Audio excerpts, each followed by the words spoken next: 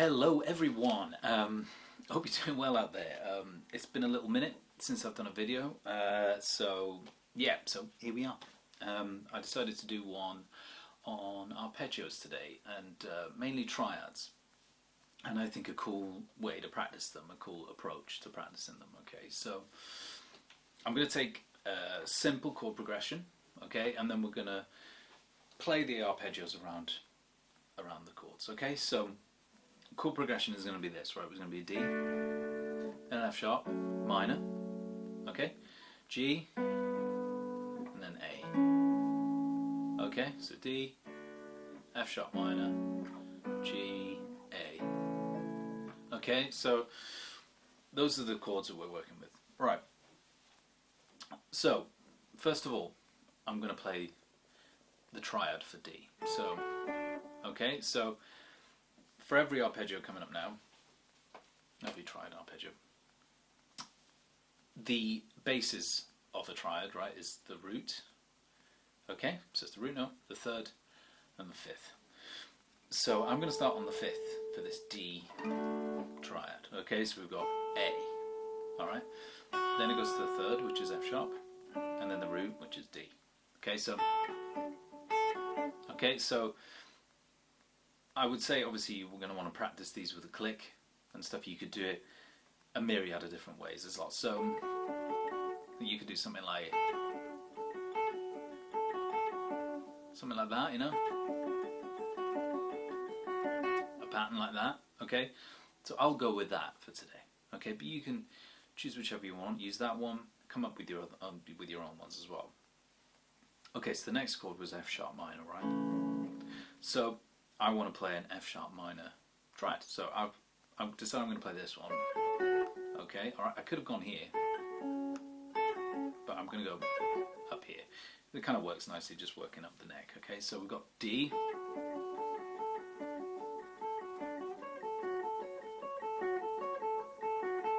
okay, so that is the fifth, which is C sharp.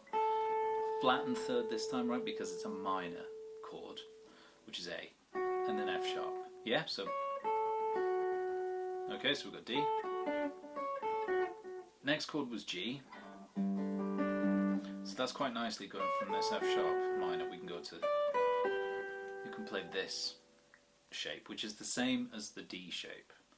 Alright, so same rules apply, right? It's going to be the fifth, which is D, B, which is the third, and G, which is the root, right? Same pattern, something like that, okay? And then last chord was A, sorry, D, right? So again, same pattern, but we do it up here, starting on the 12th fret. So we've got E, which is the fifth. We've got the C sharp, which is the major third, and the root, A. So you got this. Hopefully you can hear the chord change.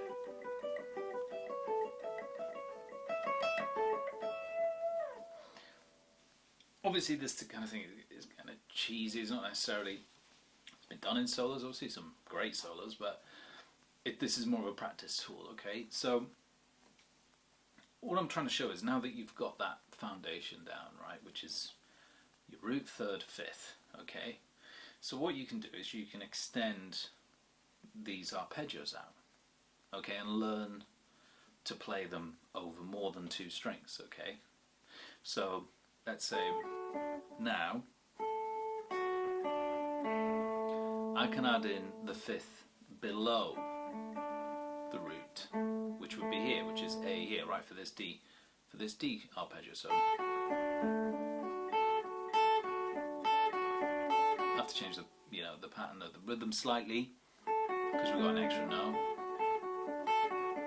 So for D, that would be there, okay, for that A. F sharp minor, we're going to add in that fifth again, right, which is down here, which is C sharp for F sharp, okay, so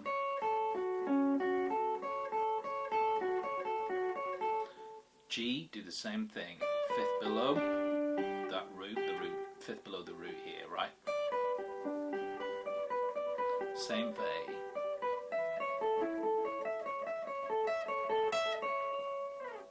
Okay?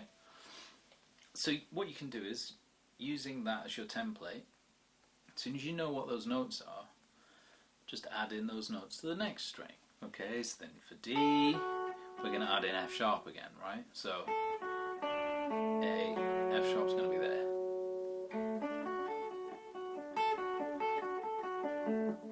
Sorry. It would be that rhythm. This one we're going to add in A, which will be there for that. F sharp minor. For G, we're going to add in a B. So, okay. And then same for A, we're going to add in a C sharp, which will be there.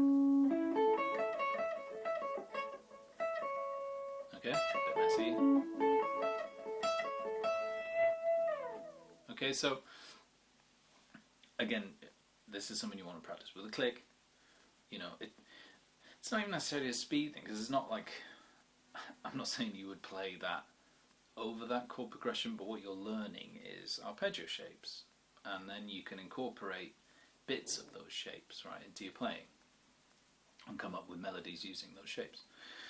So basically you can go then to the fifth string for D, okay, because you're adding in the root note, okay, and then you can add in this fifth again, so then we've covered every string,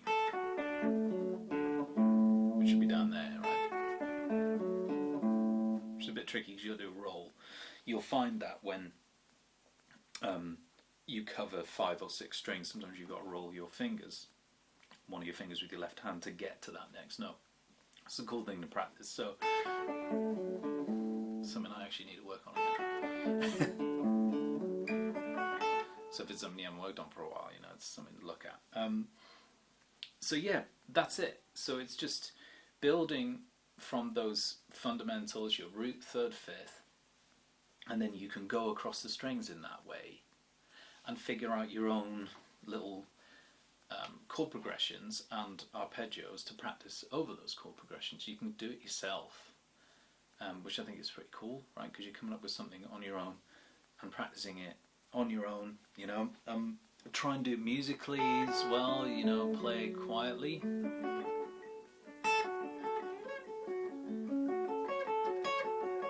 You know, add in some dynamics in there, you know, you could pull off or hammer on. That's another one, you know, another technique thing you can look at. Just using these arpeggios.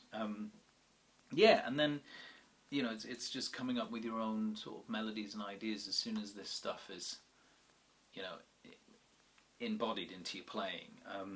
You know, what you can do is also learn these triads, but just specifically for one chord. So say that D chord, right? That's the first one. Right, and then the next shape, we're going to go from the fifth as the root, so it'll be a bit of a stretch, that one. And then third. And then we're back to the beginning. Okay, so that's the 3 shapes, right? Because you're only going to have 3 shapes because there's only 3 notes, right? That one's starting on the fifth, starting on the root, then it's going root, fifth, major third, and then starting on the third, root, fifth. That one's cool because you have to do the roll thing again. Roll on that first finger, right? Cool, so that's it. Obviously you can come up with your other chord progressions, maybe ones that are a bit more interesting than that, but I was just trying to come up with something simple that shows what I'm trying to get out there. So yeah, have fun with that, put the click on, practice it with that, and yeah, hopefully it's a sort of a focus to try and get this into your playing, and then you can use notes out of those arpeggios, those triads, you know, that you can incorporate into your own playing then. Yeah, as always, hope you got something out of it, and yeah, see you soon.